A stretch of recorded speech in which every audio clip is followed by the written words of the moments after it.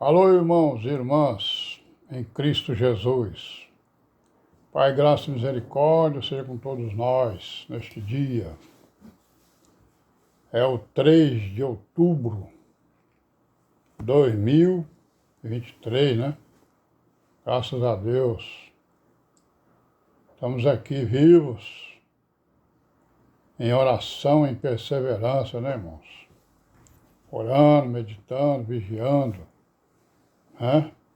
Em sinceridade, em obediência à palavra, né? Em meditação, né? Em louvores, graças a Deus. Estamos aqui, caminhando em direção a Jerusalém Celestial, imitando as virgens prudentes, né? Aquelas que ouvem a palavra e põem em prática. Serão arrebatadas naquele grande dia, né? Do arrebatamento da igreja, se Deus quiser. Graças a Deus, aleluia. Hosana, Maranata. Irmãos? Graças a Deus, né? Irmãos, então, ó, o próximo domingo é o segundo domingo do mês de outubro, né? Então nós vamos fazer o nosso ajuntamento, certo? E vai ser lá na Pajuçara, né? Lá na casa da irmã Maria e das filhas lá, né, dela, Carmen Lúcia, Marluce, né? Todas elas lá, estaremos lá, se Deus quiser, né? Amém, graças a Deus. Continuando aí com os nossos vídeos, nós estamos falando de quê? Estamos falando das providências, né? Que o Altíssimo tomou, está tomando, né? Para realizar as suas promessas, né?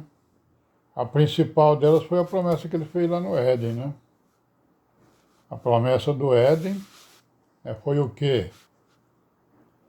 Vou mandar uma semente, não é isso? Semente da mulher, né? Que vai exatamente o quê? Ferir a cabeça da serpente, né? O que significa isso? Que ele ia mandar, né, o seu Filho Jesus Cristo, o Redentor, né? Para tomar das mãos da serpente, né? O governo, né? As chaves, né? Que ela tomou ali das mãos de Adão e Eva, né? As chaves da morte e do inferno, né? Como está escrito lá em Apocalipse.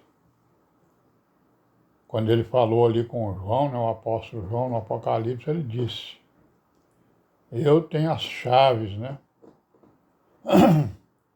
Tenho as chaves da morte, né?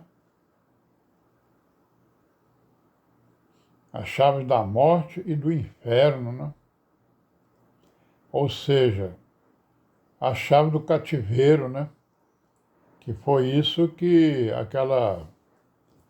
aquele diálogo, né, entre a serpente, a mulher e o homem, né, que culminou, né, que acabou na desobediência a um único mandamento que o Altíssimo, né, deu a eles ali no pacto que fez com eles, né?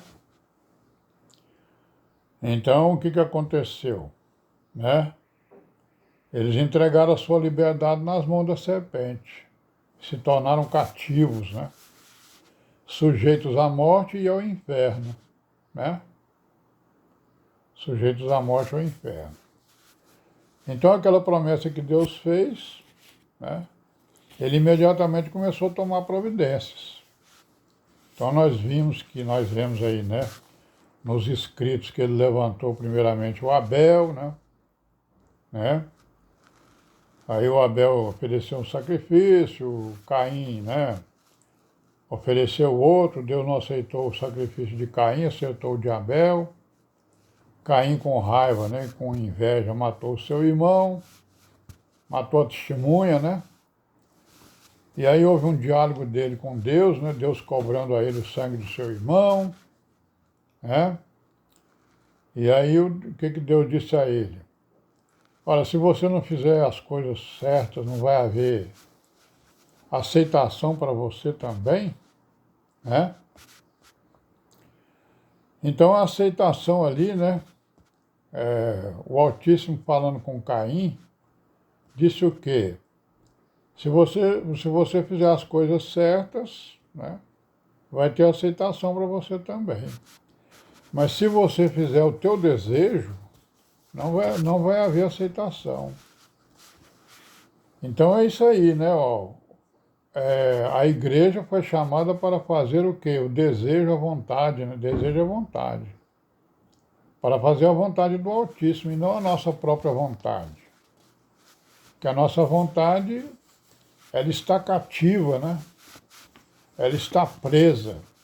Então nós temos que libertar essa vontade, fazendo a vontade de Deus, né?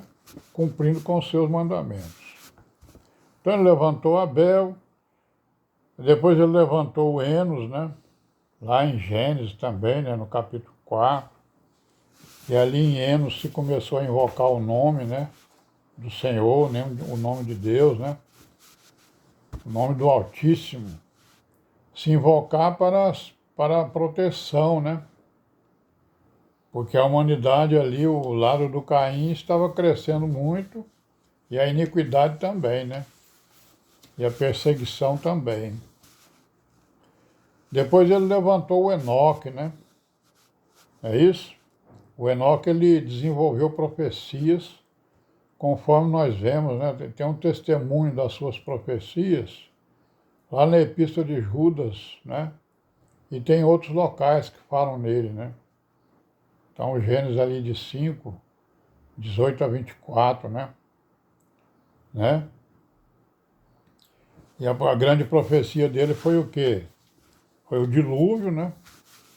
Foi a violência da terra, o juízo de Deus sobre a terra com o dilúvio, e ele ainda profetizou, segundo Judas, profetizou o futuro, né? O juízo final, né? Profetizou a maldade dos homens, né? É isso? Conforme nós vemos lá na Epístola de Judas. E, muito tempo depois, aproximadamente 500 a 600 anos depois da morte de Enoque, é que o Senhor levantou Enoque, né? Levantou Noé. Depois da morte de Enoque, depois do arrebatamento de Enoque, que ele andava com Deus e foi arrebatado, né? Certo? Não é morte, ele foi arrebatado. E aí, 500 a 600 anos depois, veio Noé, né? O chamamento de Noé, certo? Se livrando exatamente ali do dilúvio, que foi uma justiça de Deus contra os homens daquela época. E aí, né, nós vemos que foi feito um pacto também com Noé, né? Como foi feito com Abel, né? Certo? Com Enoque também, né? E com o Enos, né? E com Noé, o pacto ele já foi mais detalhado, digamos assim, né? A aliança que foi feita com Noé e a sua semente, conforme está lá no capítulo 9, né, de Gênesis, de 1 a 19. O que ele previa esse pacto? Enchei a terra, dominai-a, né? Não é isso? Povoai a terra, se espalhem pela terra, né? O sangue não comereis, né? O sangue da carne. Não haverá mais dilúvio. Sinal do concerto, o arco-íris na nuvem, né? Então, uma mesma língua que havia, né? Entre os homens. E o sinal do concerto, que é a prova exatamente do concerto, né, irmãos? Esse arco-íris é a prova do concerto, é a prova do dilúvio, é a prova de Noé, né?